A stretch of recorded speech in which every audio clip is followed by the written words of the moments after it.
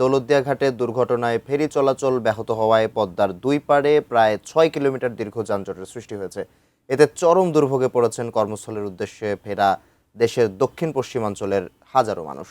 বিস্তারিত জানাতে দৌলতদিয়া 0 পয়েন্ট থেকে সরাসরি যুক্ত হচ্ছেন প্রতিনিধি মোহাম্মদ সুজন খন্দকার। সুজন, এই মুহূর্তে কি অবস্থা দেখতে পাচ্ছেন সেখানে? যানজট কমেছে কিনা জানাবেন, বা যানজটের সবশেষ আপডেট জানাবেন।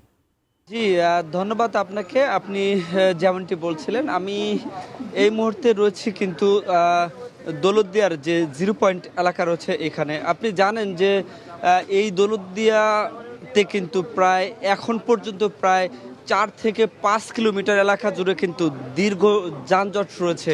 এর কারণ হচ্ছে যে আজকে সকাল নাগাদ যখন দৌলতদিয়ার 7 নং ফেরিঘাটে বাস পড়েছিল, সেই ঘটনার কারণে কিন্তু প্রায় 6 ঘন্টা অর্থাৎ দৌলতদিয়ার 7 নং ফেরিঘাটটা কিন্তু বন্ধ ছিল এবং অন্য দুটা ঘাট কিন্তু খোলা ছিল, যে কারণে কিন্তু এই যানজটটা সৃষ্টি হয়েছে। এর পাশাপাশি আপনাকে বলি যে আগামীকাল থেকেই কিন্তু গার্মেন্টস খোলা এবং গার্মেন্টসের একটা বড় অংশ কিন্তু আজকে এই রাতের মধ্যেই কিন্তু তারা কর্মস্থলে ফিরছেন। এমনি সময় এই নরুট ব্যবহার করে মূলত 5 শতাধিক গাড়ি কিন্তু পারাপার হয়ে থাকে, পণ্যবাহী ট্রাক, যাত্রীবাহী বাস কিন্তু পারাপার হয়ে থাকে। কিন্তু ঈদকে কেন্দ্র করে কিন্তু এবং ঈদ পরবর্তী কর্মস্থলে ফিরতি মানুষকে কেন্দ্র করে কিন্তু সেই সংখ্যাটা কিন্তু হাজারে গিয়ে দাঁড়িয়েছে। এখন পর্যন্ত আমি যেই জায়গাটিতে দাঁড়িয়ে রয়েছি এটি দৌলতদিয়ার 0 পয়েন্ট এলাকা। এখান থেকে 4 থেকে 5 কিলোমিটার এলাকা জুড়ে কিন্তু যানজট রয়েছে। এবং আপনাকে একটা বিষয় জানিয়ে রাখি যে এখন 11টা পার হয়ে গেছে, অর্থাৎ 12টা থেকে কিন্তু এই নরুটে কিন্তু নাইট কোচের যে বাসগুলা রয়েছে সেই বাসগুলা কিন্তু আসবে।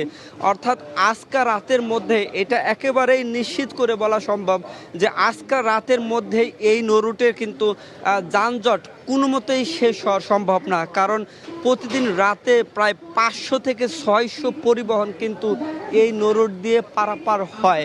যেহেতু আজকে সকাল থেকেই এই নরুটে যানজট রয়েছে এবং ঘণ্টাখানিক পরে যেহেতু নাইট কোচের পরিবহন ঢুকবে, সেক্ষেত্রে একেবারে নিশ্চিত যে এই নরুটের যে সমস্ত মানুষ যারা কর্মস্থলে ফিরছে তারা কিন্তু ঘন্টার পর ঘন্টা কিন্তু অপেক্ষা করছে। আমি এখন ক্যামেরার মাধ্যমে আমার সামনে যে বাসটি দেখতে পাচ্ছেন, এই বাসটি কিন্তু দীর্ঘ 6 ঘন্টা অপেক্ষা করে এখন এই 0 পয়েন্টে কিন্তু এসে পৌঁছেছে।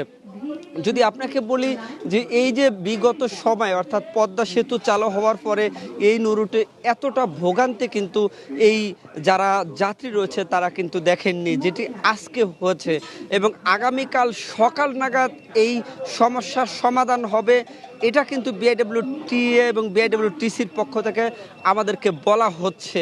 এর পাশাপাশি আপনাকে বলি যে 7 নম্বর ঘাটে যে দুর্ঘটনাটি ঘটেছে, যে ঘটনায় ইতিমধ্যে কিন্তু 2টি তদন্ত কমিটি গঠন করা হয়েছে।